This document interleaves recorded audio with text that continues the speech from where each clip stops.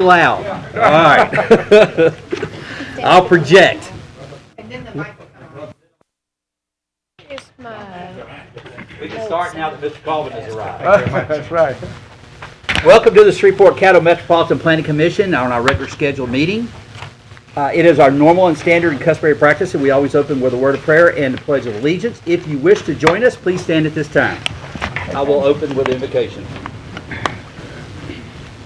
Our glorious Heavenly Father, we just lift you up in glory and praise. Lord, as we come together on December 7th, we want to first take it in remembrance of all those who were serving in the military, who served on this date in 1941, and it was the beginning of a very huge trial and tribulation. We just want to lift all those men and women up to you, Lord, and all those that served during that war as well. We come together today, Lord, as we take upon your cases, how we can best develop your land and your property in our city that you have blessed us to be a part of. Just give us the wisdom to make the right decisions as we go forth today. All these things we do ask in your name. Amen. Mr. Meades? I pledge allegiance To the flag of the United States of America and to the republic for which it stands, one nation, under God, indivisible, with liberty and justice for all. Please be seated. We should have it now. Can y'all hear me now? I'm not getting paid by AT&T or somebody to say that. Well, I want to welcome you to the regular scheduled public meeting of the Shreveport Caddo Metropolitan Planning Commission. For public hearing agenda items, if you wish to make public comments on the application, we have an Mpc comment slips at the speaker stand next to the podium. For future notification purposes, it's very important that you fill out the comment slip and drop it in the box before you come to speak. When you come up, please state your full name, mailing address, and zip code before addressing the board. We will call each case on the agenda in order and hear from the applicant, first from the applicant, and then those which are speaking in favor. 10 minutes are allotted for the principal spokesperson and 3 minutes for each additional speaker.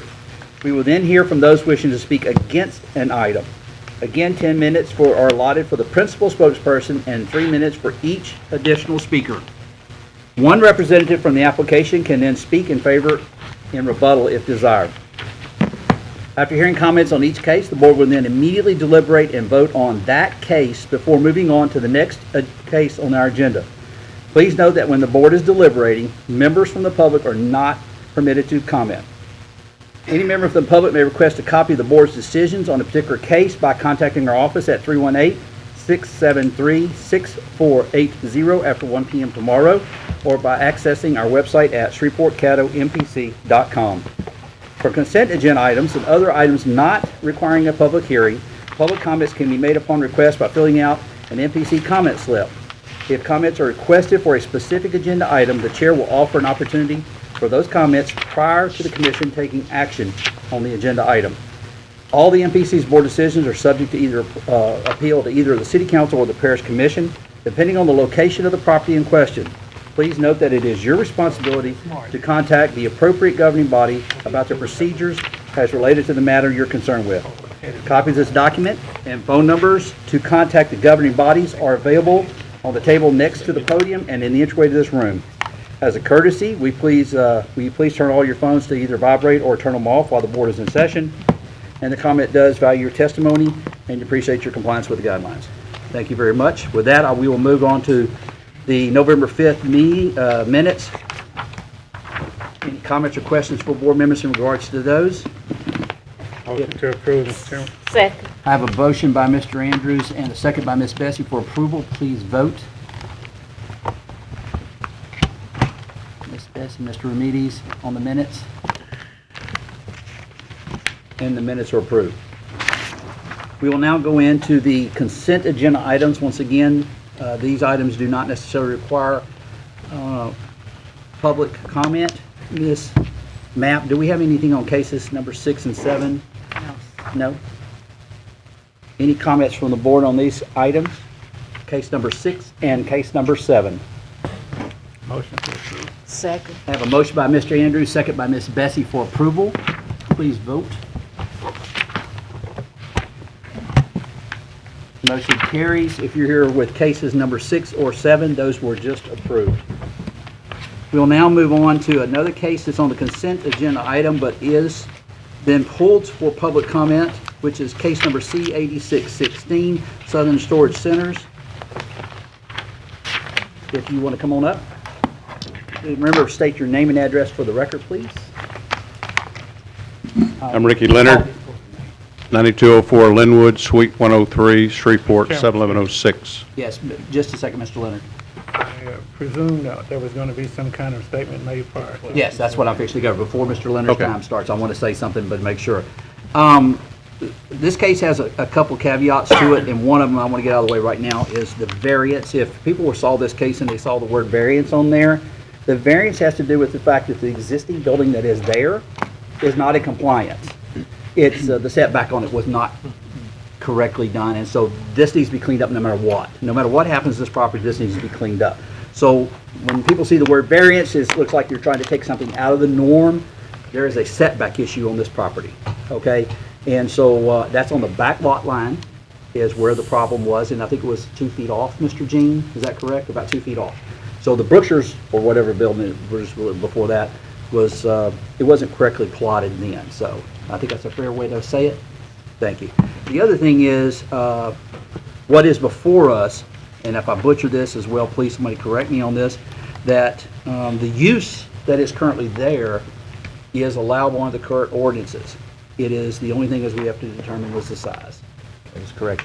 And Mr. Swain, before Mr. Leonard, so he can put some caveats, so we can try to make sure everybody understands where we are, and I'll give you, don't worry, you'll get your full time. No problem. Mr. Swain. So what the board can do today, and this is a very narrow path, you must understand, is that the way this property is zoned is B2A automatically allows for the owner of the property to construct 20,000 square feet of storage space.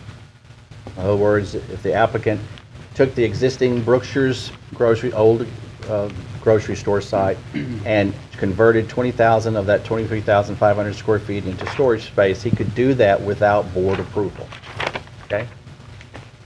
So what the board or the commission is doing today is their decision is to determine whether or not to allow him to have more than the 20,000 square feet of storage space that he is allowed by right, and how much of that should be allowed in terms of the total square footage and building footprint.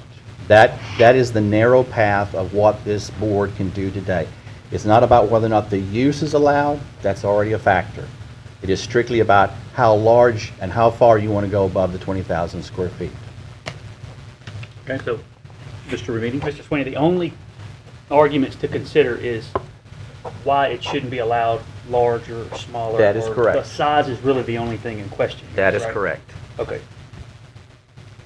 All right. Any other? All right, Mr. Leonard, go ahead. Need to restate name? No, it's good. Okay, You're you on the got record, that. Mr. Leonard, so you're good. Okay. Well, I want to thank all of y'all for hearing our case today. You know, if it was easy, everybody would be doing this. And it's not easy for the proponents of this, the people opposed to it, the council, I'm sure, and the staff. It's kind of a, you know, an area that is not easy to deal with. But just to give a little history on myself, I've been here all my life. I've been in the real estate business since 1982, commercial only. I've always been a broker, and been very active in the market for 30 years, 33 years. The last 10 years, we've been developing strip centers, office buildings, and self-storage mainly.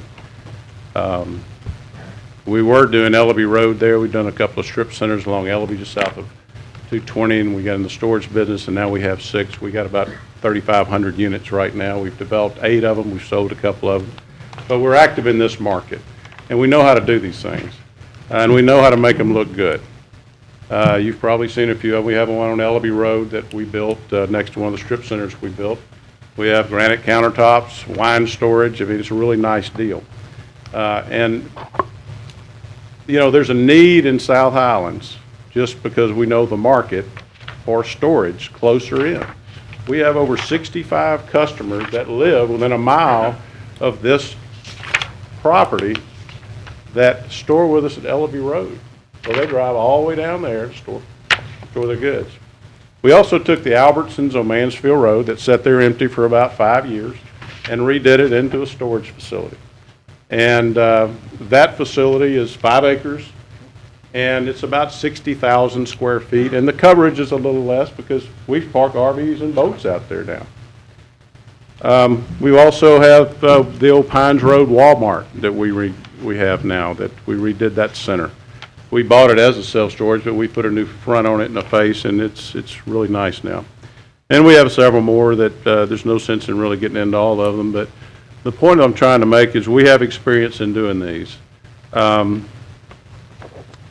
And really is what happens with the self-storage industry, and it's got an image problem. Because 30 years ago, everything was in the back in an industrial area. We have one on Mountain Zion Road that's 30 years old. It's in an industrial area that I would never try to get anything like that in a location like this. You know, cities hadn't figured out really what to do with the self-storage because, you know, they're starting now, developers and owners are listening to the neighborhood, listening to the city and saying, what do I need to accommodate y'all to give it, and so they have done that. Curb appeal, amenities, most of them are climate controlled now, where you can walk in, it's like walking in your house, well lit, secure. We build these to where a lady feels safe there all the time. Mostly women rent units, and they have the power where they want to rent, and we have that experience. You know, 1 out of 10 households has a storage unit. That's national average. And everybody says, well, it creates traffic. It doesn't create traffic. This is the one use that creates less traffic than any other real estate use. We'll have less than 30 people a day come to this location. Maybe it's a good thing, maybe it's a bad thing. But a convenience store, on the other hand, 500 to 1,000 a day. So it depends on what you're looking for. It's got a calming effect for the area. In fact, there's a storage, Hot Springs Village, the big retirement center, a huge retirement center. They have a storage inside the fence, inside the gate for that neighborhood. So, you know, we're always looking for locations. 20 years ago, I sold Madison Park Shopping Center. I brokered it. I didn't own it. I brokered it. 20 years ago, for 20 years, that property hadn't changed. The exterior is the same it was 20 years ago. No fault of the owner, because rents are cheap. It's hard to make improvements when you don't have a lot of rent. You can't do it. So they just start deteriorating. They fix the roof, they try to rent them, and you got what you got now. It works at that price. You know, I've been watching that Brookshire's for a long time, and it just sits there vacant, basically. And the El Chico leaves. I used to eat El Chico all the time and loved it. But the problem is nobody's done anything with it. I've tried to buy that building for 3 years, that Brookshire's building, with no avail. You know, they turn you down, you can't get them on the phone, et cetera. But we finally got to them, and they said, yeah, I guess we'll sell it to you for this price. So we, I've got a picture here. This, you know, most of y'all are familiar with the old Brookshire's. You know, it's pretty desolate. It's dark at night. I was over there the other night, very dark in the parking lot. You know, they have some crime around there. I'm sure that'll be spoken to from some of the neighbors. And we just feel that we can be a good neighbor and really fit something in the neighborhood. Now, I went on social media, and of course, we didn't have that 20 years ago, but now everybody, you hear everybody's voice. And we have tried to do what the neighborhood wanted. At first, we were going to do a one-story building. Took up more parking lot. Didn't have any parking. You know, Maryland's is a big part of that community right there. So we wanted to do what we had to do to make the neighbors happy. We're giving Maryland's parking. They're happy. We're helping. We told the crew of Highland that they could stage their floats there. They're happy. You know, in order to do the right thing, I got somebody, Alan Dyson, who's an excellent artist, and he lives in the community. I said, Alan, we need something that looks like the community, fits in well. So he came up with a rendering. Took a while to do it. You know, not on 2 or 3 weeks is pretty, but everybody was wanting, let me see what it looks like, let me see what it looks like. And we never got a chance to the end. But I think it fits pretty well. We've made it into a 2-story, which really makes the building look nicer because you can do more architectural things to it. We're going to spend about $3 million at that site with land and improvements. I would venture to say that probably nobody has spent that kind of money in that whole community in 30 years. The taxes that we'll probably quadruple, or I think we'll pay $75,000 to $100,000 a year in property taxes, which we do on all our properties, pretty much. It's not bringing in that now.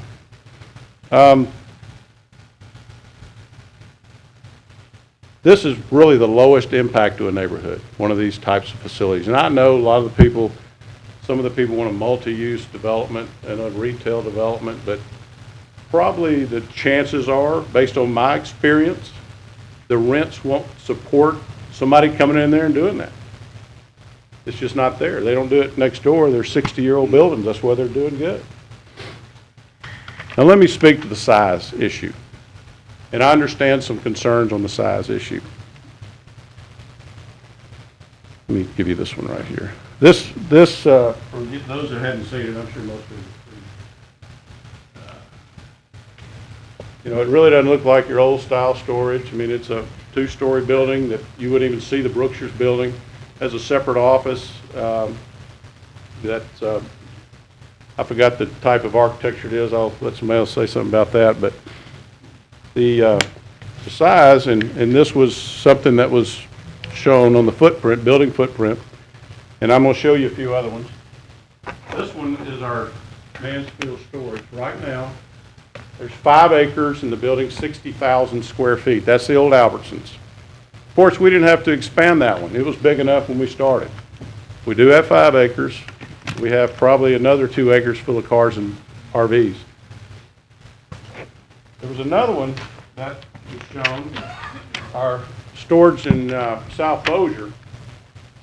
That one was a little incorrect. We've added 50,000 square feet to that one. The south end of the building, we've added another 30,000 feet as we speak, and there's another 21,000 feet on the line next there. So we're right there at 49.5% building coverage to land. Just for some other out there, the home and office storage on Burt Coons across from Riverwalk, they're 53.38% building coverage. Home and office storage, 63.4% building coverage, Bossier. And 2 more, and I'm going to shut up on that. Our Ellerby is 45.29%. This is our Ellerby storage there on Ellerby Road. You have seen that. And this one is discount storage right there on 7th Street. 49.65% coverage of the space, of the property. Now, I got to looking at that, and we had proposed 55%. We didn't really know what the ordinance was. So I pulled the ordinance up. That is 4B2A. Can you pass it down, please? And I was curious to see what the ordinance said as far as in a B2A, what was adopted in 1986. And if you go to page 3, it says clearly, building coverage shall not exceed 50% of the building area. And that's the ordinance. Of course, as Mr. Sweeney said, by right, we can put a storage in 20,000 feet. We could paint the building and make it look about like what it looks like now. Mr. Leonard, Hang on just a second, do you need about another 60 seconds or so? couple minutes? Your or- time expired. I'm trying to make sure we keep everything. Another minute and I'll be done. Okay, 60 seconds. Motion. Second. All those in favor, raise your hand. Time's extended. Go ahead, Rick. Some of the uses in this B2A by right is a clinical, dental, or medical, educational or schools, laboratories, research, recycling, collection centers, et cetera, et cetera. And by right, if I'm not, correct me if I'm wrong, I could build this building if it was a pharmaceutical research center, that size, if I kept it to 50% of coverage. Or I could build a school, 50%. They're just the storage issue. So I could build the exact same building, basically, and call it a laboratory or a school, and I wouldn't have to come to y'all because it's already by right. So right now, we're at 49.5%, and we're willing to adopt all the setbacks, all the requirements for landscaping, and we would appreciate your consideration, and thank you very much. Any questions? Mr. Colvin is up first. I have him in the queue first. Mr. Leonard, I appreciate your information. You mentioned the restaurant is in support of this because you're going to help them out with the parking. Yes, sir. If somebody else came in, they wouldn't be able to keep their parking. But the other part is, you've got some letters in our file here. The radio, TV, Campbell's TV, they're in support. Yes, They're in the mall. Campbell's in support. The Exxon is in support. And the last one was the food park. That's across the street, right? Right. The ones that are really right there, Right. touching the property, are all in support. Kia Mexican, the new one. You Kia talked to them? Mexico, I've talked to him, but I don't have a letter of anything. And you've talked to the neighbors and tried to I've get out talked to like- most of the neighbors, you know, and we've done the best we could. We've stayed on social media, that's how you stay in touch with all these people, and we've tried to be upfront and tell them exactly what we're doing. Good deal. And took questions and tried to answer them as honest as we could. Thanks, Rick. I'd like to put that up right. Mr. Ricky, I've got Ms. DeMarteau next, and then Ms. Bessie, Ms. Smith, no, I'm sorry, Ms. Bessie next. Ms. DeMarteau. Yes, Mr. Leonard, when you were showing your different facilities, I Yes. just want to make sure that we're clear in comparing apples to apples. Are the other facilities indoor, climate controlled, or are they the indoor, outdoor? all Some of together? them are indoor, some of them have both. Okay. Okay, most of them Do you have have any other both. that are similar to the one you're proposed to build or remodel in Madison Park? Is there a South comparison? Bossier would be. Okay. South Bossier I have. Now, Home and Office has them that are larger than mine. Do you know the percentage of? Yeah, square that was, footage that was covered? them, that was, most of that was accurate there. And I what the- calculated, yes. I just want to make sure we're comparing. the Right, same right. Well, I mean, the option is to build 3 or 4 buildings out there. I mean, we're trying to make it nice, clean, nice, neat, Beautiful design. and beautiful design to fit in with the neighborhood. That's all we're trying to do is, you know, it's costing a lot more money to do that, but we're willing to do that because we're sensitive to the neighborhood. Thank you. Ms. you. Bessie? Yes, I heard you say about your facilities. Yes, ma'am. I'm very concerned because with that space there, according to what I've observed with your other buildings, they are on larger lots. And have you met with the homeowners in that area? Yes, ma'am. You met with them? We hadn't met with all of them, but we've met with a lot of them. You met with a lot of them? Yes, ma'am. I heard you say, and I'm very familiar with that area because I remember, and I was a little younger than I am now, it was a wine gardens there. You may not remember that, before Brookshire's, long Right. years ago. And I do know in that area, very familiar with it, in the waterside area, a lot of renovation been done by Habitat for Humanity, community development, World Changes, just a lot of things that's been done in that area to improve what we used to call, we still call it water side. Right.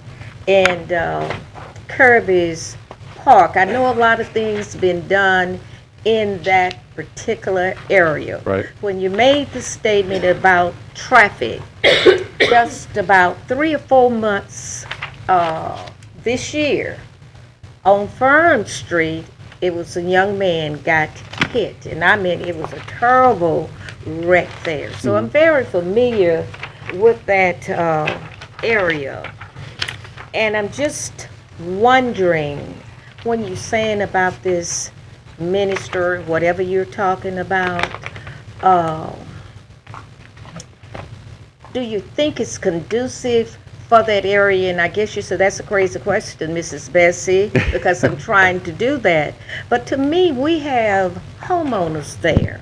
Broadmoor, Madison Park, and all of those people in that area. And I'm very concerned about property value. And also they're talking about very cold, you're saying, Mr. What you're saying. I'm just saying in the next 3 months, I know with that UDC plan, you will not be able to do that, what you're talking about. And you correct me if I'm wrong.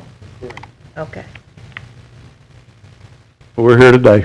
And we're under the laws of this, the rules today. Right here today. And as I told someone else, it's like going down I-49 and it's 70 miles an hour and you're going 70, you were pulled over. And he said, I'm giving you a ticket. And you say, why? He said, well, it's going to be 55 in 3 months. So, you know, if you think about it in those terms, I mean, if we would have known that, those issues, I wouldn't have made application at all and saved about $10,000. And if that's the case, I think the commission should put a moratorium on all zoning until that's passed. Because it doesn't really do me any good to get up here if we're under the law, under the rules that may happen. I agree. That's kind of my opinion of it. So. Thank you. Ms. Cooper? Just two quick questions. First, are you planning, what did you say about RVs and boats and stuff? Are you No RVs and boats. There won't be anything outside, nothing Everything outside. will be indoors. Everything's Okay. indoors. And second, I know we're not here for site approval today, but what is your landscaping plan? Like, what's it going to look The like? landscaping plan will be, I think it's 15% is required in a B2A, as I recall. We will do 15% or more. I don't think we have quite that much on the site plan, but then again, this is not a site plan approval, if I appreciate it.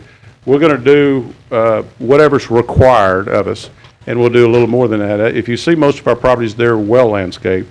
In fact, I had somebody say, can you put oak trees in the front so they'll grow? So it's at least, you know, the city has 10-foot right away. That's green. And then we have another 10-foot. And then there's a driveway that if nobody wants this driveway, we can make that green. That's just for the community more than anything. I mean, and it's there. So, and then we're going to landscape along the building, along the north side of the building next to Campbell's TV. We'll have 6 or 8 foot strip along there, which it's not just going to be a wall. We'll have one on the south end next to the Maryland's parking lot and in the front also. So there'll be a lot of landscape. Mr. Leonard, that's all I have at this time. Thank you, sir. Thank you very much. I'm going to take care of a couple of housekeeping rules before we go on to the next person who would like to speak, and that person would be someone who wants to speak in favor. You are limited to 3 minutes.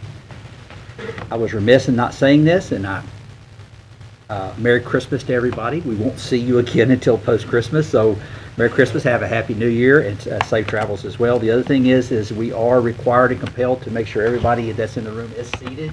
That's a fire marshal issue, so the gentleman along the back wall, if y'all will grab a seat, I would appreciate that.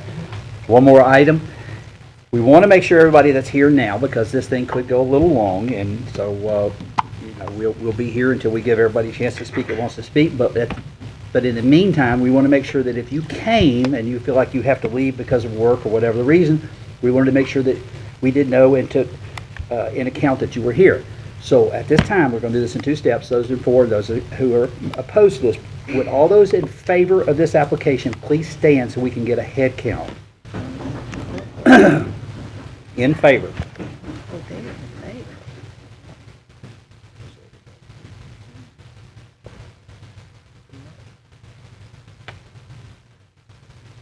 Mr. Jean, you got the number? You will confirm with her. Please be seated. Those in opposition to this application, if you would stand to be counted. Mr. Jean, you got to do double duty quick.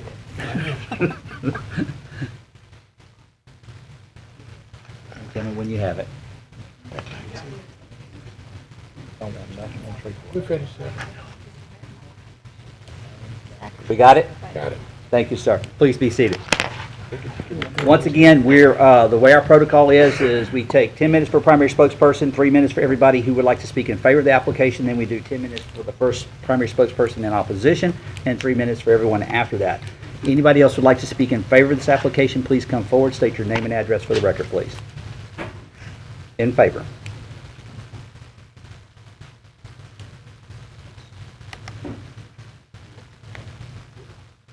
Yes, come to the microphone, please. Thank you. My name is Robert Balcom. I work at 4041 Fern Avenue, and I live at 736 Robinson. I am the little B2 on the last picture. I'm the property, I'm pretty sure I'm this one. I own Maryland's Place, a little local restaurant. And I've been a neighbor to Brookshire's for this almost six years that I've been open.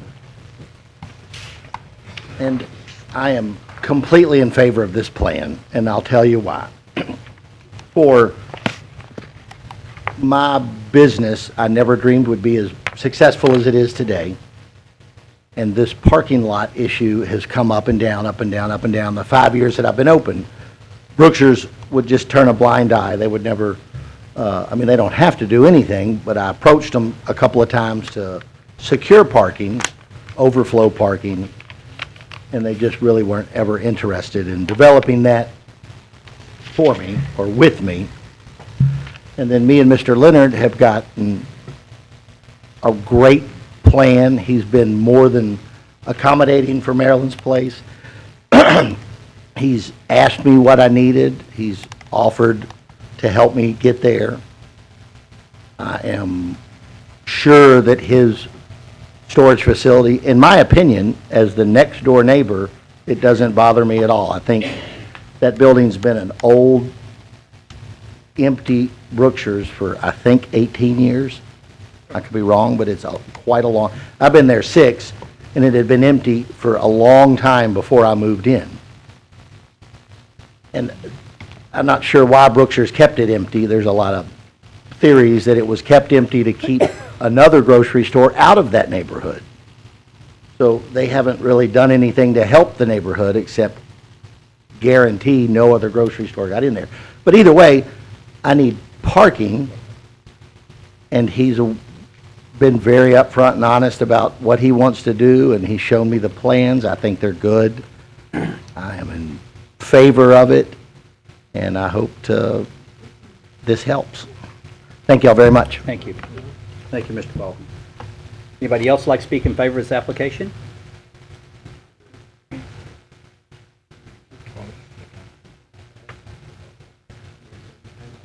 Yes. My name is Stephen F. Miller. I live at 6138 Kathy Lane. I've been a resident of Broadmoor for about over 30 years, and as a matter of fact, I'm a member of the Broadmoor Association. Please always address us. Well, they That look what- too. I understand, but we can't, I got you. pick up on the mic if you. Let me move on with my 3 minutes All here. right. I'm an appraiser, residential appraiser. I've been doing that about 30 years. I want you to know I love our city. I'm very sensitive about South Highland or the Broadmoor area or what goes in there. I think the decision that was made on Don Seafood was fine.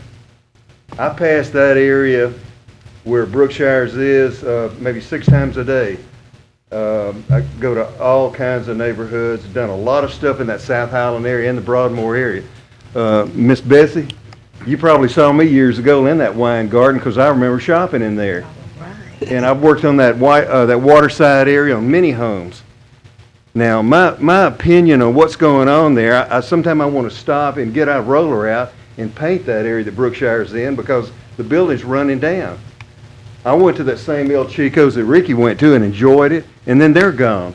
Campbell Seafood hanging in there. Now, Boss has got his place, and people love it as a restaurant. The area needs to be renovated. It needs to be taken care of. I watch Mr. Leonard in several parts of the city because I go everywhere, and I'm out on the streets daily. I mean daily. If any of you want to ride with me, you're welcome. And these people behind me, they can too. And I can tell you some stuff, what runs values down in an area. That would not be one of them, in my opinion, because it would give a facelift. He's taken enough time there, well, architecturally, to make it blend in. I like that. It would help the area. Now, insofar as houses in the area, let me tell you something. People either renovate or they refinance. I've been in many of those houses. To have a facility like that, so you could take your furniture down there, put it in there, and you wouldn't have to go 2 miles away would be excellent.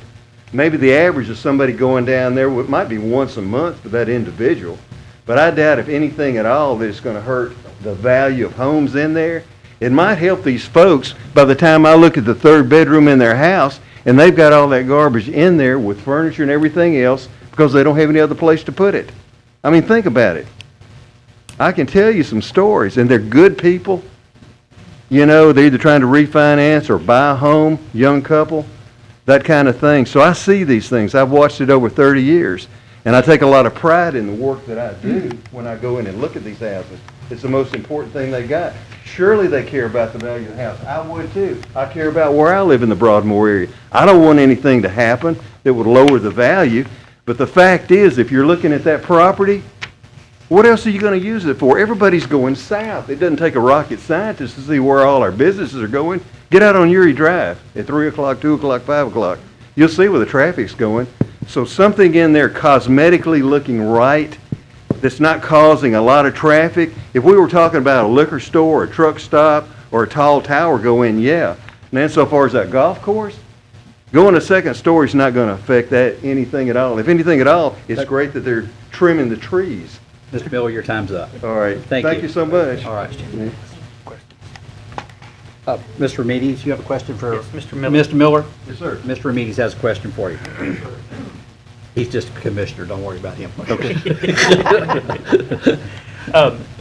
What's before us today is, again, it wasn't whether a storage facility is allowed in that area. And I understand Yeah, that. So, but what I want, what I'm asking of you is, if a larger storage facility is allowed, which is what's in front of us, will it negatively impact values of homes in that area for there to be, let's say they're using too much of a footprint on the site, which I feel is our decision. Is there anything that in your experience as an appraiser that you can see is going to cause a negative impact? Because sometimes a wrong use could impact the value of homes. So Well, and I totally understand that. Remember, I'm a neighborhood resident. that's right. Yeah. Like many of these folks. In my deepest thought of my mind and deep consideration on that, I really don't think so.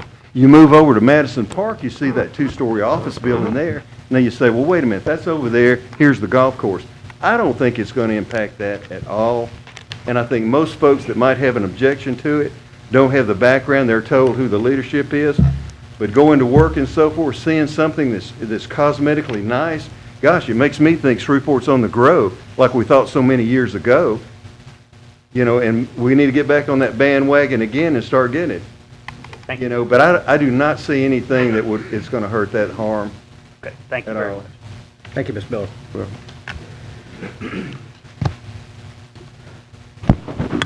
Mario Chavez, 9021 Blonde Boulevard, Shreveport, Louisiana, 71118. Good afternoon, guys. I won't call each one of you out by name, but friends.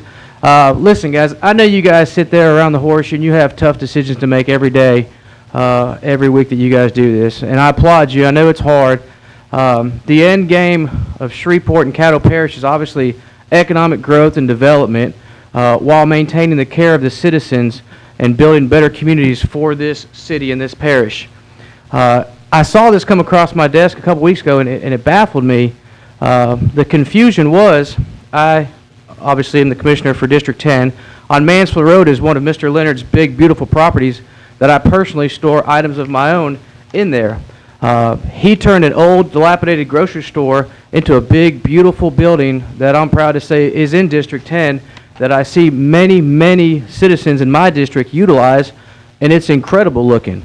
The amount of impact to the neighborhood is so minimal that I just can't fathom any other business that would be more productive to be less impactful to a local neighborhood. It's a big, beautiful building that's going to have very, very few traffic going to and fro. They may have people that go to it once a month to check on their stuff. They may have stuff that is rented in a storage building, and they go there once a year. So I see the complaints about all the traffic that's going to cause, and I'm just confused. I'm baffled on that. I see other people, and I know their wants. I mean, I would love to have a Six Flags in my backyard, but it's not going to happen. It's not. There's not the money there to invest in that. A storage building where there'll be no trash, where there'll be no people littering and drinking and causing ruckus in a small local neighborhood community, I think is golden and beneficial. I was so confused that I went and asked a couple of people that live in that immediate neighborhood, and they all like the idea. I asked the local businesses, they like it. So my confusion was, who doesn't like it? And I started reading on the social media posts, there are people that live in other neighborhoods. And I'm baffled on why they care so much to restrict the development of economic growth in our city to make our place better when it's not even their own neighborhood. So I don't expect you guys to answer that. All I wanted to do is come up here and speak on behalf of a business owner that's trying to expand his business and increase the footprint of economic growth. And I pray that you guys make a great decision on your hearts to make the decision that will boost Shreveport and Caddo Parish. Thank you, guys. Thank you. Anybody else like to speak in favor? Alan Dyson, 732 Robinson Place, 71104, next door to Robert Balcom. I also helped Robert put together the plan for Maryland's. And he first came to me in a panic when he heard about this, because at the time, I don't know if you have seen this, but I would like everybody to look at this. And this is really for everybody here that's concerned about it. This drawing shows... Mr. Dyson? Sorry? Pull the microphone down. Okay. There you go. This drawing shows 70,000 square foot total, one story. And you can see that it encroaches pretty close to the property line, leaving just a lane of traffic through here. Not long after talking with Boz the first time, I was contacted by Mr. Leonard, and we started talking about, well, how can we make this more palatable to the neighborhood? And the first thing is, well, you can go two-story. Now, the first drawing I showed you was 70,000 square foot total. This drawing, which you may have seen various versions of, this is a two-story, including the existing building. This is 82,000 square feet, and it leaves lots of parking available for Maryland's to use, other people to use, plenty of setback from the property that gives you opportunity for landscaping, so that the numerous number, I mean, there's lots of people that use that park and run the sidewalks all around the viaduct there. So I just wanted to show this to everybody, to let everybody know that they're doing what they can to make it more palatable for everybody, and I think it would be not the eyesore that everybody seems to think it might be. And as far as the building looks, I mean, it could look like the White House if you want it to, but this is a simple, clean concept that I think will be beneficial to the neighborhood. Thank you, Mr. Dyson. Anybody else? Stephen Persack, 494 Ockley Drive, 71105. I live a few blocks around the corner from this, and the real question is, can it be bigger, or do we want it to be bigger? Can y'all allow it to be bigger? I want him to be profitable. I want him to have the money to keep it up and keep it looking good. That's the only thing really at question here, and so I'm all for him making a little bit bigger, and it still has great rendering, so it still looks good, but I want him to make money so it doesn't turn into a dilapidated Brookshire's again. That's it. Thank you.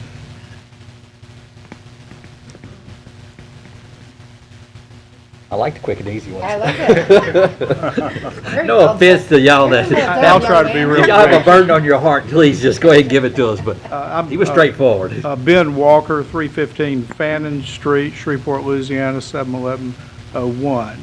I've been in the commercial real estate business for over 35 years here in Shreveport. I grew up in South Highlands. I used to shop at Wine Gardens with my mother and Brookshire's.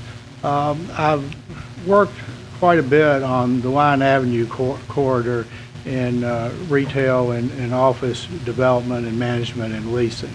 And I want to make the point that why wouldn't this property work to be converted into retail? And it's all about the feasibility of it. If you pay over $1 million for the existing facility, and then it's going to be extremely expensive to renovate the property. The property is like 170 feet deep, and you can't do retail that deep. An ideal retail spot is maybe 25 by 60 foot spacing. So the cost of that, if you did renovate the property, you would need $25 to $30 per square foot triple net to make that work. Now, national and regional businesses can afford that. And that's why they go out to Uri Drive. These national businesses have a blinders on, and they go out to Uri and 70th is the only place they want to go. We've fought this for years along Line Avenue, trying to get national and regional businesses there. And then the local retailers, well, they can't afford to pay $25 or $30 per square foot. And so that's the reason why, if this is not approved and it's not turned into a storage facility, it's liable to sit there vacant for many years to come. So I support this application. The developer does a quality project, and I think it'll stabilize the property for years to come. Thank you. Mr. Walker, don't go. Mr. Ramirez has a question for you. For reference, what would you say the property would be worth at that location? That it would have to, you would have to charge $25 or $30. What do you think you could get at that location? 12? Oh, well, I think $12 to $15 tops, and I guarantee current tenants are not paying that much in that area. Thank you, Mr. Walker. All right.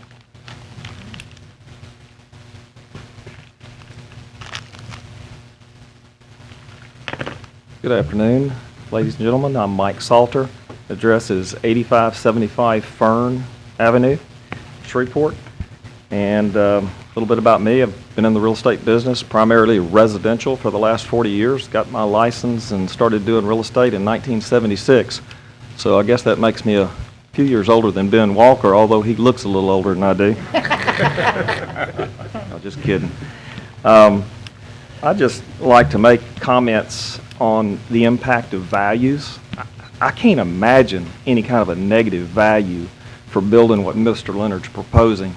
He showed this proposal and this architectural rendering to me last week, and I'm like, man, you're going to spend a fortune making it look just like the neighborhood and improving that neighborhood. I said, how are you going to be able to afford to do that? And he said, it just works. So anyway, I just can't comprehend if I'm a neighbor opposing this project without ulterior motives. It's going to improve the neighborhood. It's going to improve the looks of the neighborhood. It's not going to have a negative impact on traffic. It's not going to have a negative impact on theft and vandalism. It'll improve all those things. So anyway, any questions for me? I'll make mine short and sweet too. All right. I have none. Thank you. Okay, thank you. Thank you, Mr. Salter. Anybody else? Pass those out.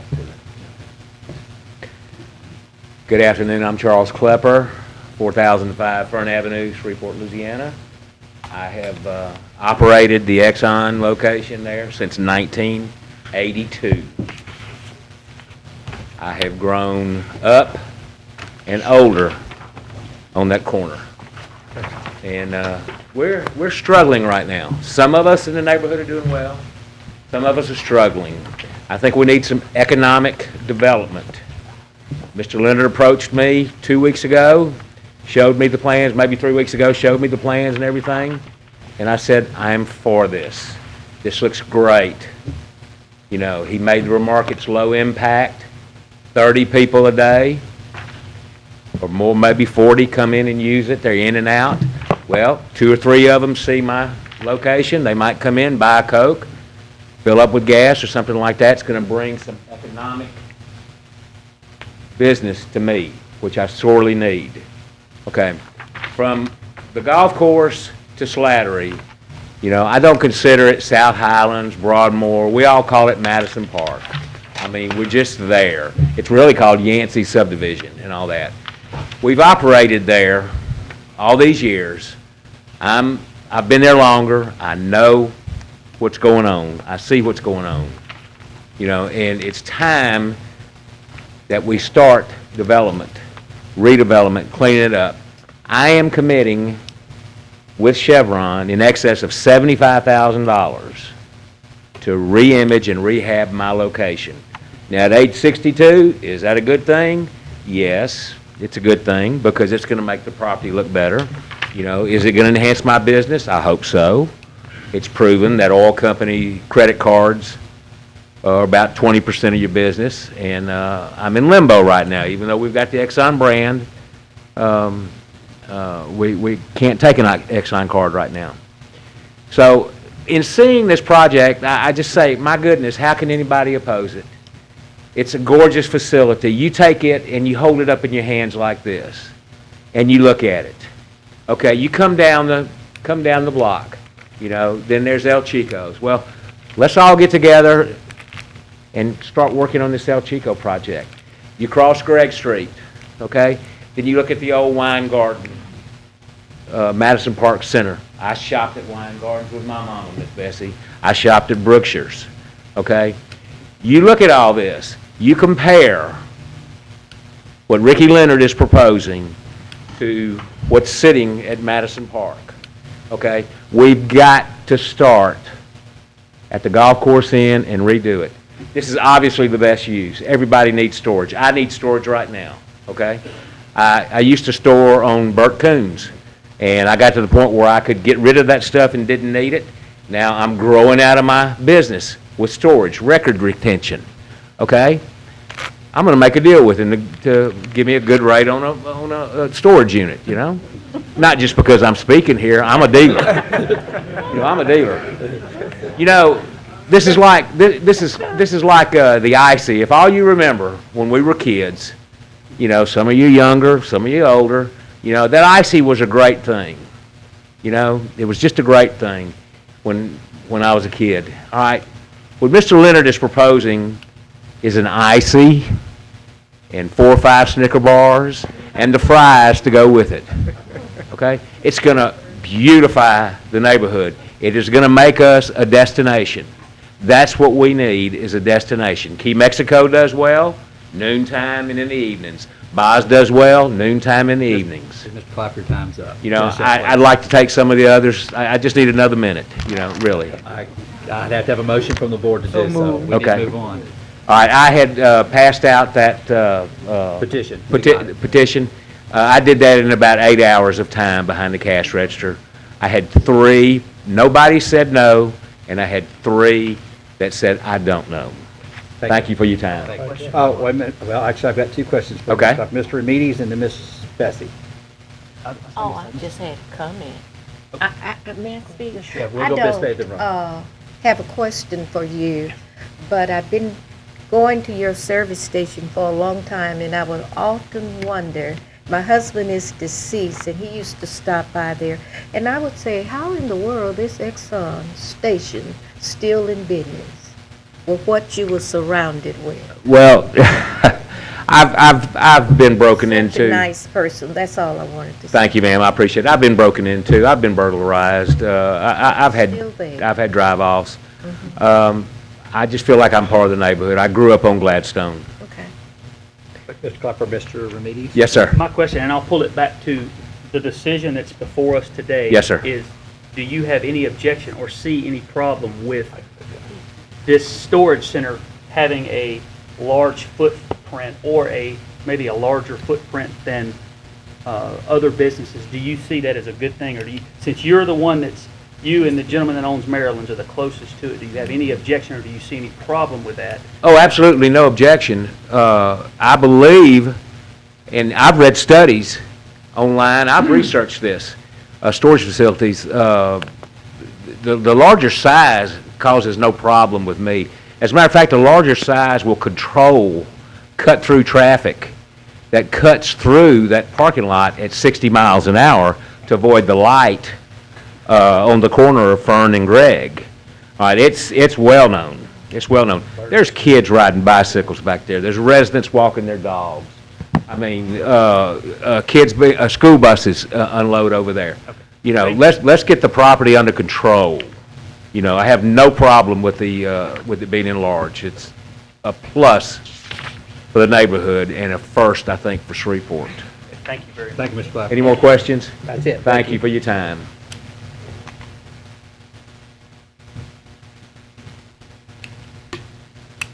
Good afternoon. My name is Sean Ferguson. I live at 5337 Hollyhock in Bossier.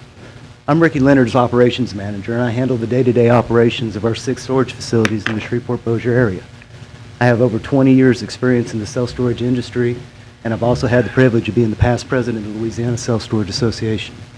Last week, I attended the community meeting where we talked about with the local associations what we were looking to develop there at Fern Avenue. We listened to their remarks, and we also looked at their Facebook and other social media postings. One of the things that has come up several times is security. And we saw on some of the social media that there were statements made that, self-storage was a magnet for criminal activity and that we would allow meth addicts to have meth labs in our storage units. And nothing could be further from the truth. So what I wanted to do was just take a few seconds to talk about security and what we look to bring in this area. Our biggest goal is to be able to look a customer in the eye and say, we want you to have confidence and peace of mind about where you're storing your belongings. And to that effect, this property is going to be state-of-the-art like nothing that Shreveport's ever seen. Everything is inside the building. As we stated earlier, there's no outside storage, no parking storage. A meth addict trying to do a meth burn is not going to want to be in that area because there'd be no place for the odor coming off of it. Our managers on our daily walkthroughs would be able to see it. Several of my managers and myself have had seminars presented by the Louisiana Self-Storage Association with members of the Caddo and Shreveport Narcotics Unit to help us understand what to look for around our environment to make sure that we don't have drug activity, to what characteristics that somebody's having substance abuse might show to help us avoid maybe having a bad tenant on there. This particular property, we're going to have over 50 high-definition digital cameras, not only inside the building, but outside. And this is going to be great for properties like the Exxon station that has been broken into, Maryland's Place, Campbell Television next door to us. All of it will be recorded to our computers and accessible from an app off our smartphones. Each and every unit will be individually alarmed. So if a door ever opens and code hadn't been put in, we're going to know about it immediately. The manager is going to get an alert up in the office. I'll get another notation on a smartphone. And probably the biggest thing that we can offer is our company was the very first one to bring in an uncuttable locking system on the doors. Our locks actually go inside the latch, so we've eliminated the number one way that bad guys get into storage units, and that's with a pair of bolt cutters coming up and cutting padlocks. I want a facility that I can take my mom to and be safe and secure, and this facility will be that. It'll be well lit inside and out, clean. We train our managers to go out and talk with our tenants, to develop a great rapport because they become part of our security system. If something other happens, they see it, they'll let us know. So security is not going to be a factor adverse to this community in any way. And so we absolutely hope that you'll give us your positive affirmation on this. Thank you. Thank you. I'm going to take executive privilege because this is not a public hearing item. We're going to limit it to 10. So you get to be in the last. Oh, great. Thank you. 10, and then we're going to move to the opposition. So, name and address for the record, please. My name's Chris David. I live at 507 Piermont Circle and have a piece of property at 314 Slattery Boulevard. I'm a lifelong resident of South Highlands and Piermont. Miss Bessie, this piece of property that we hold at 314 Slattery is an investment property. It's on a 20-year hold for us. So we pretty much have a pretty strong stake in this, in the community at least. I believe it's a positive addition to the community. We have two neighborhood businesses saying that it will help them. So I guess the question is, why not help these neighborhood businesses? So I'm for it, and I appreciate your time. Thank you. All right, this time we're going to go to those who would like to speak in opposition. Remember, the primary spokesperson gets 10 minutes, so I hope if somebody's going to speak in opposition, y'all figured out who that person is going to be. And then the subsequent speakers at that time will get 3 minutes each. Name and address for the record, please. My name is Rob Broussard. I live at 451 Sandifer. I don't know about whether I'm the primary person or not. I don't think anybody has stepped up here, but I don't mind stepping up to the... Well, you're first to the mic, so you're the primary. Yes. Thank you for doing that. I represent the Broadmoor Neighborhood Association.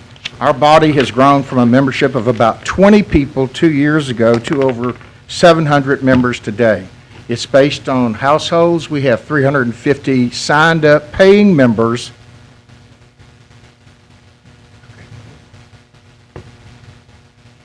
That belong to our association. That growth is directly attributable to the efforts our organization has taken to try and make our voices heard in a host of matters that directly impact our neighborhood. We have, and I emphasize here, have a serious vested interest in trying to make sure that events and decisions that we face today that will impact our future as a neighborhood are the right decisions. We are rule followers. We ask that this board also take that position in this matter. Our membership, to a large degree, is composed of people that work, but they know they have a voice here, and that is why they have sent me here to represent them. Representative democracy. So when we look and we see how many people are here, our people work. And there are most of them that could or would have come or are at a job. We discussed these efforts in a neighborhood association meeting to increase the size of the current building, because that's the task that y'all are looking at right now. We discussed it based on the initial plan that was given to the MPC. At the end of the discussion, we voted, and our association voted 100% of the members that were there against this expansion. 100%. Okay? At the end of the discussion, we voted no. The proposed buyer has noted that he could open a mini storage building in the current building if this variance is not approved. We understand that, and we agree that that's the law, and he has the right to do so, but not for a business that would double the size of the current business. I want to reemphasize that as an organization, we discussed and we voted on that. Subsequent to that meeting, and I add only 1 week ago, we were called to a meeting to see a new plan. The attorney that called stated that his client had heard community concerns and had a different plan to offer. In that meeting, we asked them to delay this MPC hearing and come before our body and present the new plan so that our membership could look at it, study it, and possibly vote on it again. They told us they would get back to us. 2 days later, we heard that they didn't want to do that. Okay, so we offered to re-meet with them, and we wanted them to come and re-explain this new plan. They declined. So our body stands firm with requesting a no vote for this variance. In doing so, we remind this body that the attorney for this business himself stood before the MPC, and on February 3rd, 2014, stated about a similar type situation, an ordinance where they were requesting a variance, that it doesn't meet the current ordinance, it doesn't meet the future plans, and it's not healthy for the neighborhood. Did y'all hear that? That attorney got it right. Whether it was a funeral home or a mini storage facility, the need for a variance had to happen. He asked you to follow the rules and vote no. That body did exactly that. You voted no. We ask you to do the same. The current ordinance does not allow for an expansion of the building unless a variance is allowed. And his last statement is exactly what the MPC said in the packet that you got on page 2. It doesn't fit. We want everyone to know that how that attorney felt when it was his neighborhood association that opposed the business, that could not benefit them. And we applaud him for successfully representing his neighborhood association. But we also say, what is good for the goose is good for the gander. I stand here stating the same thing, and I won't waver in my belief that we request that you say no. What we do know from reading the MPC staff recommendations, which I call the Comey report, on the top of page 2, it gives every reason why you should vote no against the required variance. In part, it states that this effort would be a sterile use of the site. This enterprise would generate property tax, but no sales tax, which produces more income for the city and the parish. Which one, property or sales? Well, we all know the answer, sales tax. Okay? This enterprise would be a building that would show little to no interaction with people. They're right. There would never be anybody in there. We propose, we know it would bring employment to our area. It would bring more employment. One person. Really, one person. What the MPC wrote is correct. We also note that the report states emphatically that the new UDC code, which is not under consideration here, would prohibit this enterprise altogether. We know that this board voted 9-0 to submit that new UDC to the city council and the voters. 9-0 is what y'all voted to submit that to us. Okay? And the report looks to the future as it should. Like the historic Hurricane Andrew in the Gulf headed for New Orleans, to ignore the forecast and not heed future predictions could lead and did lead to catastrophic results. We do not want that to happen here. We, as a neighborhood, have stood with the MPC in favor of the new UDC, just like you, intently aware that the new code looks to the future. I fear that to ignore this would doom its passage. Please think of that. 2, we all know, one way or the other, this will have political fallout.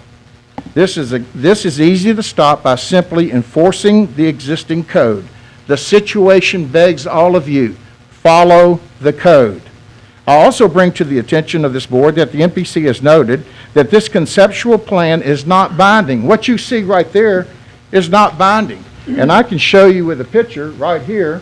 We went out with tape measures, and if you see that parking area right there, in this picture, it shows it outside the fence, when in reality on the site-based plan, and I dare you to look at it right now, it shows it behind the fence.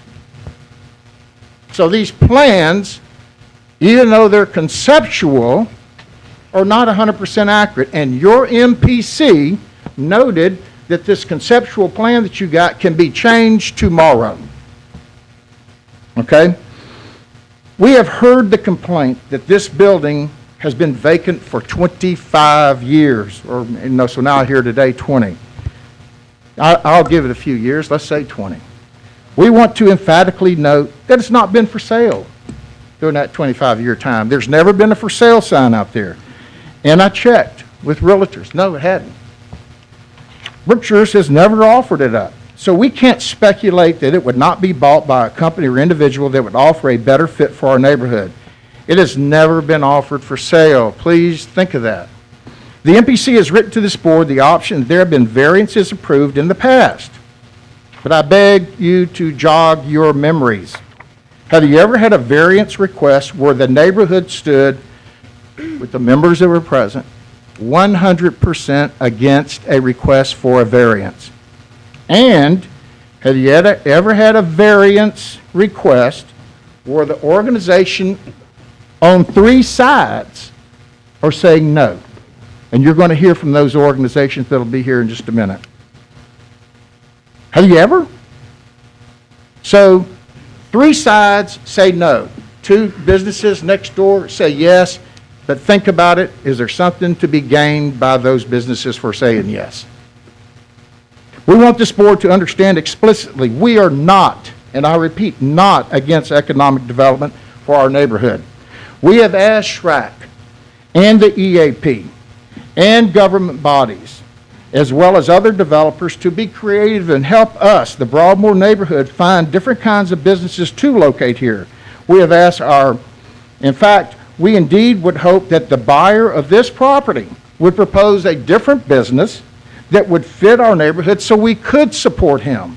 We don't have anything against the buyer. He's a good guy.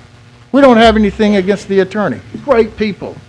You know, all we're asking is that let's make it fit. Let's make it fit our neighborhood and make it fit for how we want to grow our neighborhood.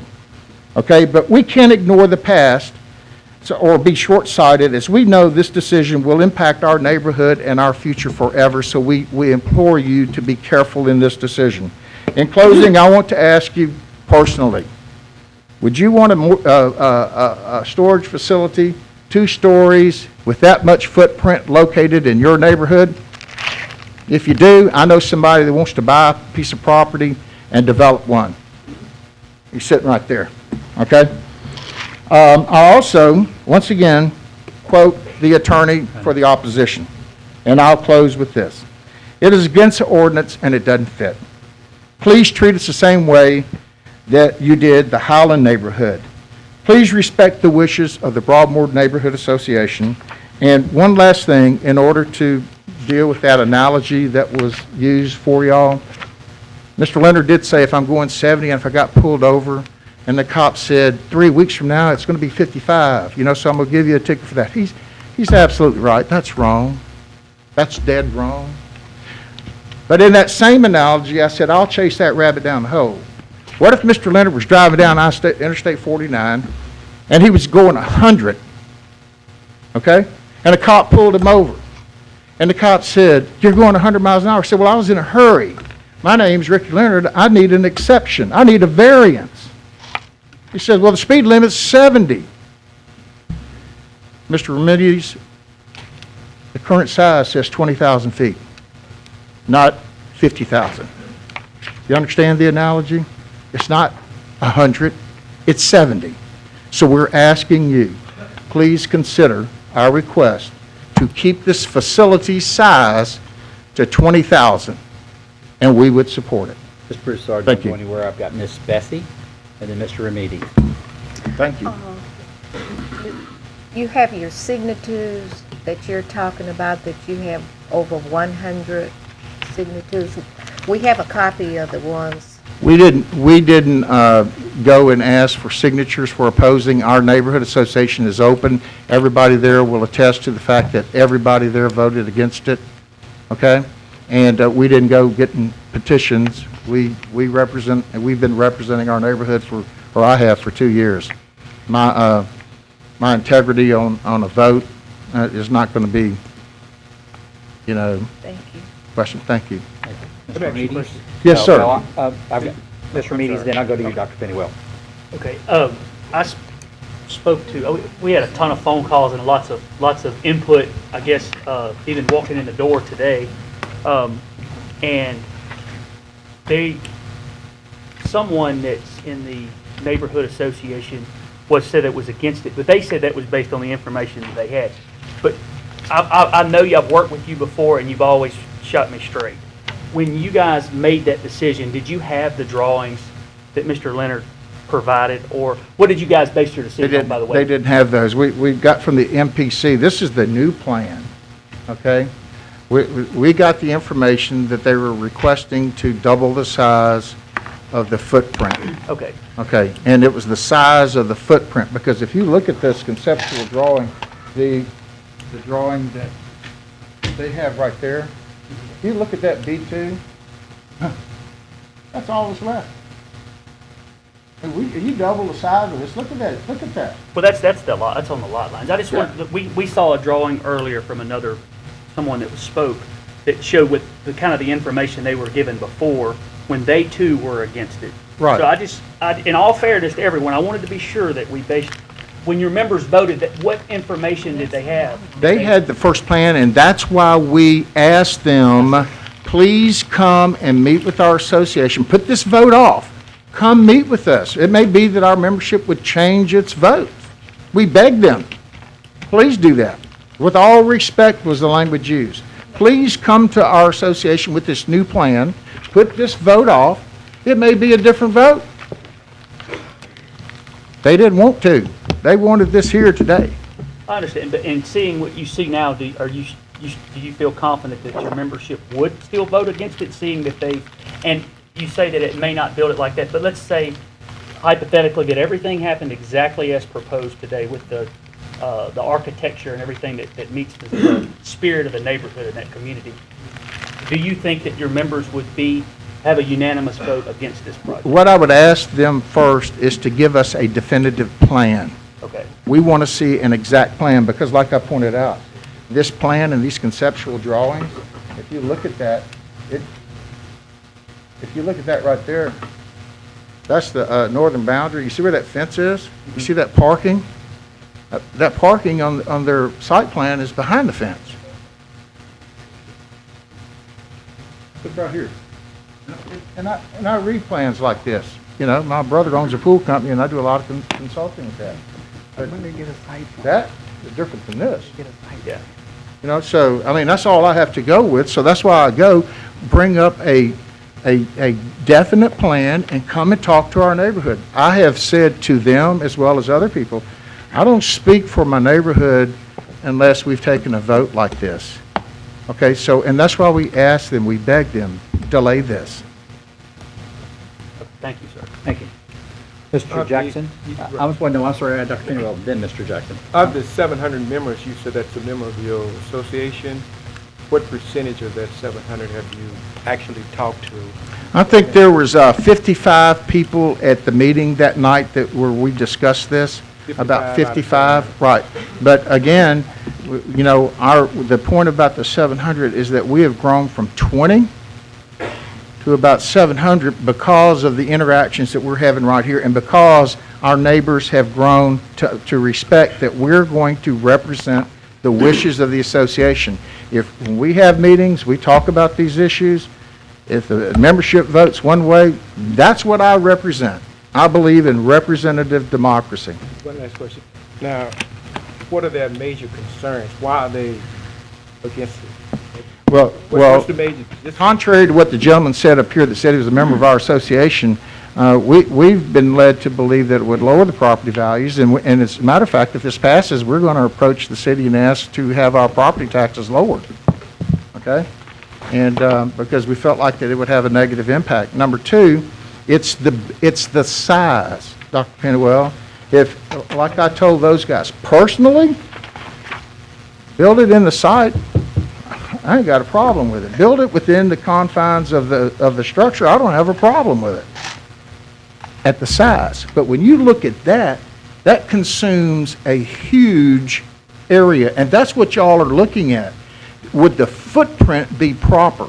And when they talk about expanding to 45%, I think the MPC says, 24 to 34 is the footprint? Well, 34% puts a lot of building out there in that parking lot.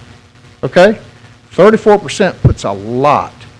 And I want to keep quoting what your staff said to you on page 1 and 2, all the way down to the bottom, Look what your staff said. They're against this, or they said they were against it for all of the right reasons.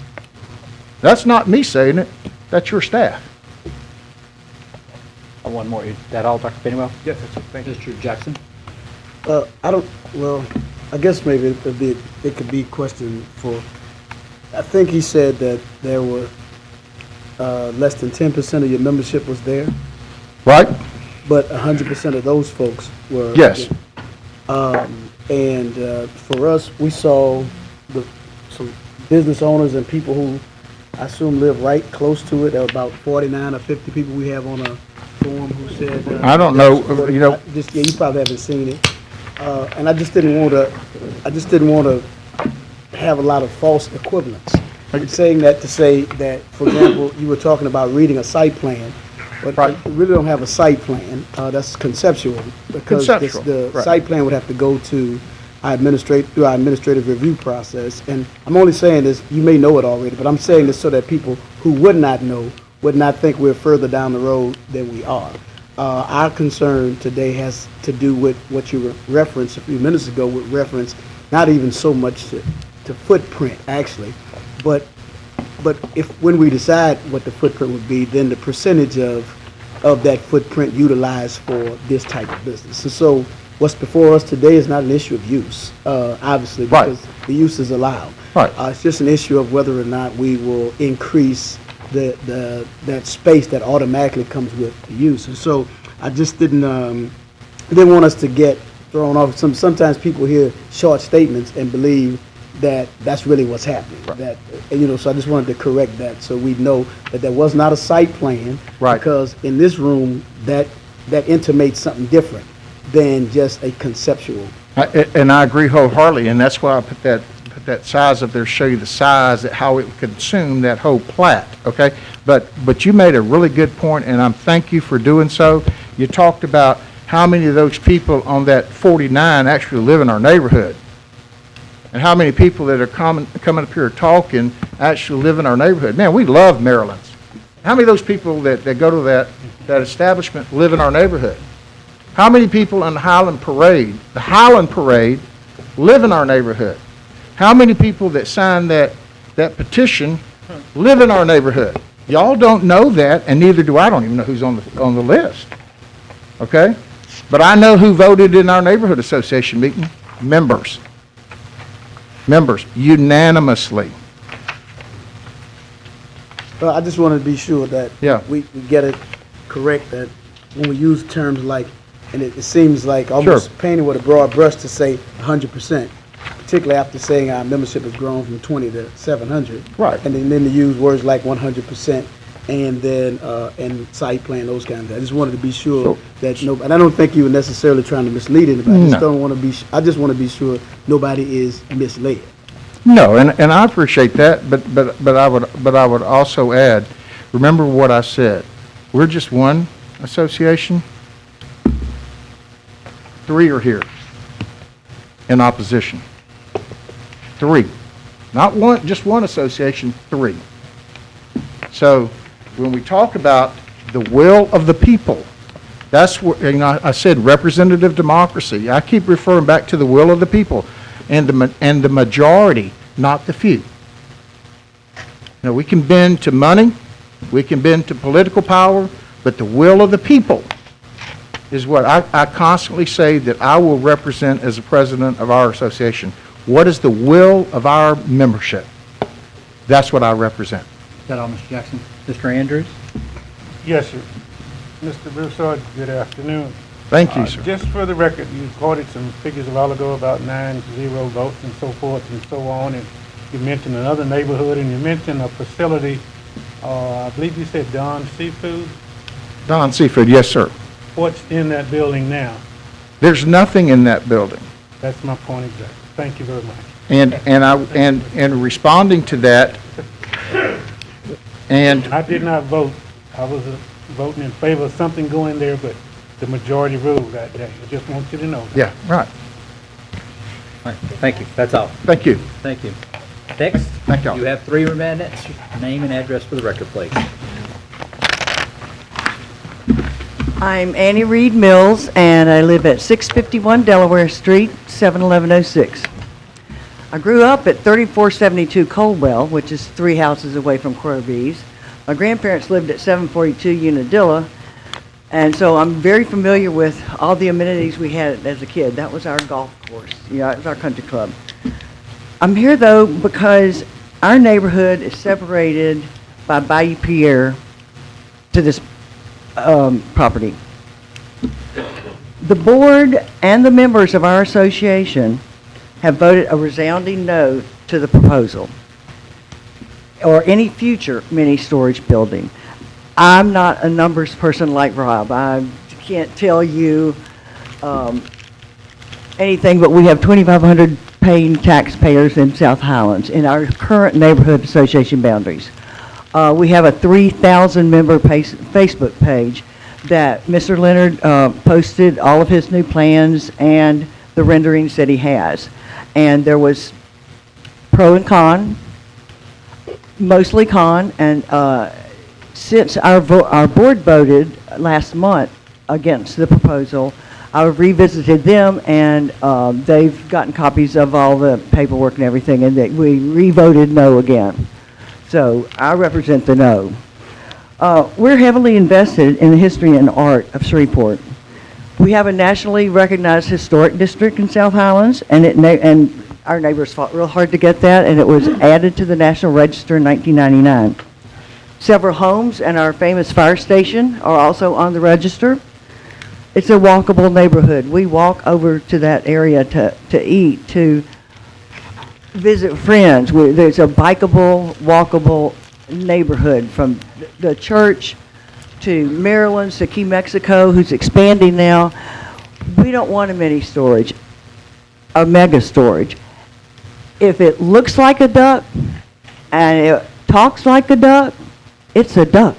And we don't want any mini storage units in our surrounding neighborhoods.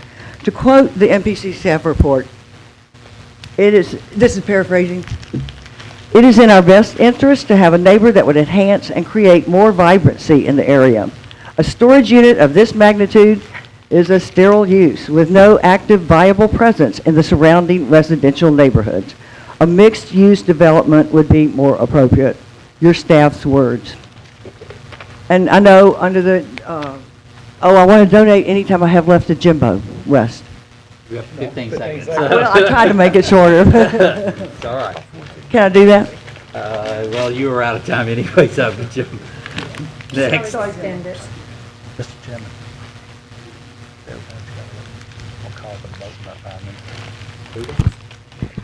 Hello, folks. Thank you for the opportunity. My name is James West. I'm employed and I work in Quirby's Park. I've spent about 400 hours in the last 10 weeks trying to improve that park on behalf of the Quirby's Park Foundation. I live or rent at 1934 Woodbury Avenue, 71106. I've been friends with these guys for years. Ricky does a nice job at what he does. Tommy's been a tremendous advocate of our communities, and I respect all of that. I like the use. I like the possibilities of providing convenience to the neighborhood. I do not like the location. I'm very opposed to it. Your own staff said that it was a sterile use. I have sought the counsel of Bill Petrus on many occasions. I myself have been in the real estate business for 42 years. I seek his counsel. He said to me, James, I would not have used the word sterile. I would have used the word toxic. And I said, Bill, may I quote you if he's not here? I don't know if he's here. He said, surely you may. My background is shopping center business. I was a senior vice president of real estate for Chico's. I've been in every major shopping center in America at least once. I've been in most of them a half a dozen times. One Belmead Center stands today on Uri Drive because it was my idea. I would not take the credit from Alvin Childs or Rand Fallbaum for building the best looking shopping center that we have in Shreveport today, but I will tell you that it was my idea and I brought the leases to it. The foundation set out, the Quirby's Park Foundation set out to improve Quirby's Park, but it has always been our desire to not only improve the park but to improve the neighborhoods around it, specifically Madison Park and Waterside neighborhood. I have tried personally to acquire Brookshire's as Ricky has. This has been going on since last April. I have documentation for the record of that. I was ignored. So again, to the people that think that this is prettier than what's there, I agree. I think it's a mistake, and I think it's a permanent mistake. Our city's losing jobs, our properties are losing values, and I think we have to ask why that is. What is it about our city that we can't get right? We can't have a successful city if everybody lives in Southeast Shreveport. We cannot be a suburb of nothing. We have to have something in the core of our city. We have the assets in place. Centenary College connects to Quirby's Park, which connects to Madison Park, which connects to the Ockley Bayou. These should be the finest parks and centers of recreation and people gathering in our city. Everybody's here today because they all feel an ownership about that property. And the reason they feel like that is because it is at the crossroads of Broadmoor, South Highlands, and Waterside. I'm in agreement with Ben. I don't think in the current configuration that the values will support retail in that strip center. But that doesn't mean that that 2.3 acres can't be developed into a plaza and broken up and become a public space that joins our parks and our neighborhoods. So I'm here speaking for the alternative. There is money available. There are people that want this planning to begin. I have heard from them recently. I would